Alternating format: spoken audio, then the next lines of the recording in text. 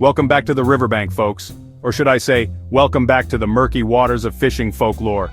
We've all heard them, those whispered tales passed down through generations of anglers. Some sound like pure bunk, others, well, they make you wonder. Today, on Fishing Myths and Truths, we're diving deep into 4 fishy fables that have baffled anglers for years.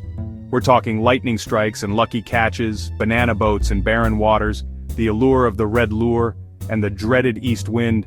Get ready to separate fact from fiction, superstition from science, because we're casting off on a quest for the truth. Don't forget to like, subscribe, and ring the bell to stay hooked on the series.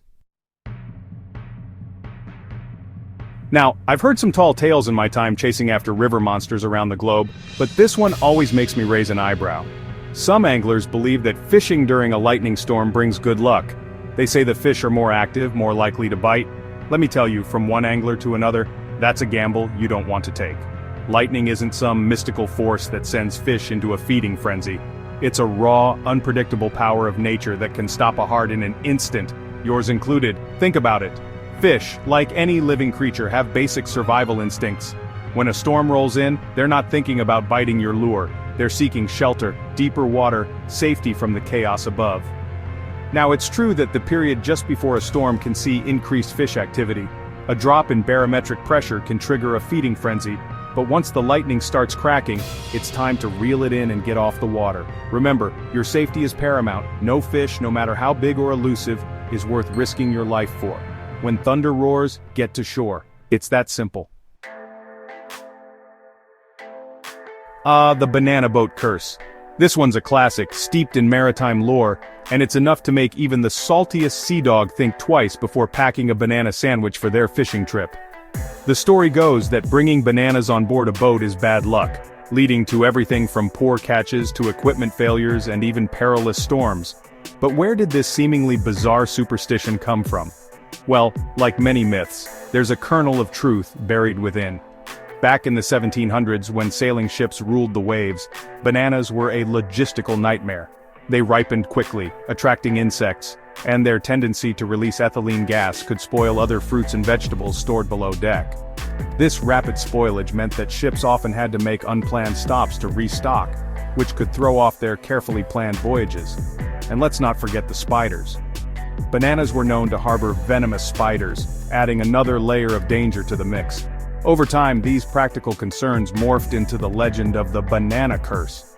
But let's be clear, there's no scientific evidence to suggest that bananas have any impact on your fishing luck.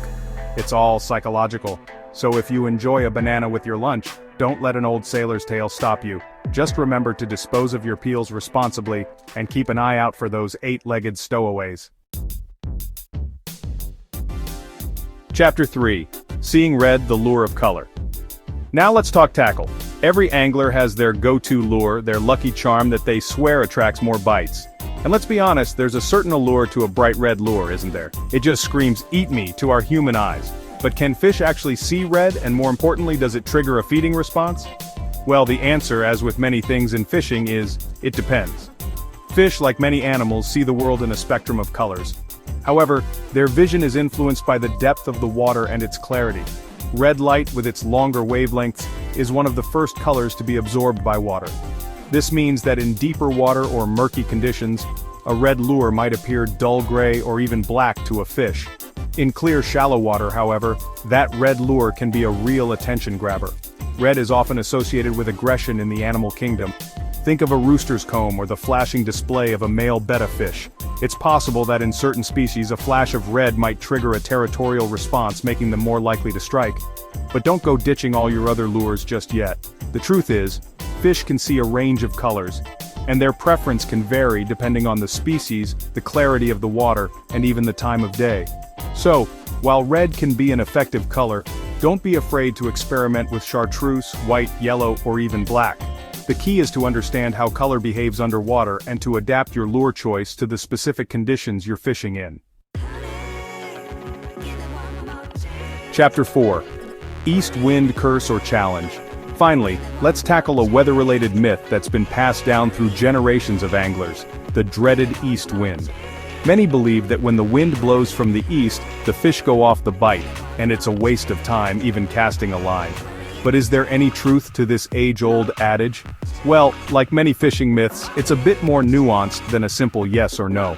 East winds are often associated with the arrival of cold fronts. These weather systems bring about changes in air pressure, temperature, and often cloud cover. Fish, being highly attuned to their environment, can sense these shifts and may adjust their feeding behavior accordingly. A sudden drop in temperature, for example, can send fish seeking deeper, more stable water, making them less likely to chase after your lure. However, it's not the wind direction itself that's the problem. It's the change in weather conditions that often accompanies an east wind. In fact, wind, regardless of direction, can actually improve fishing in certain situations. Wind can create currents, stir up the bottom, and push bait fish towards shorelines, all of which can concentrate fish and trigger feeding activity. So, the next time you feel that easterly breeze on your face, don't pack up your gear just yet. Instead, pay attention to the bigger picture. What's happening with the weather? Is the temperature dropping? Is the sky clouding over? By understanding the relationship between wind, weather, and fish behavior, you can turn a perceived challenge into a prime fishing opportunity. Outro: fishing smarter, not harder. Let's break it down. Lightning? Dangerous, not lucky. Bananas? Blame the sailor, not the snack. Red lures? Situational. East wind? Maybe tough, but not impossible. There you have it, folks. 4 fishing myths debunked. Remember, the most successful anglers are those who combine experience with a healthy dose of skepticism. Don't be afraid to question the old tales, to test the waters for yourself. Enjoyed this episode? Like, comment your favorite superstition, and subscribe for more fishing truths. Coming up in episode 5, we tackle the moon phase apps, night fishing myths, and the wild claim that fish avoid human scent. See you next time, and bring your myth radar. Fish hard, fish smart. This is Fishing Myths and Truths.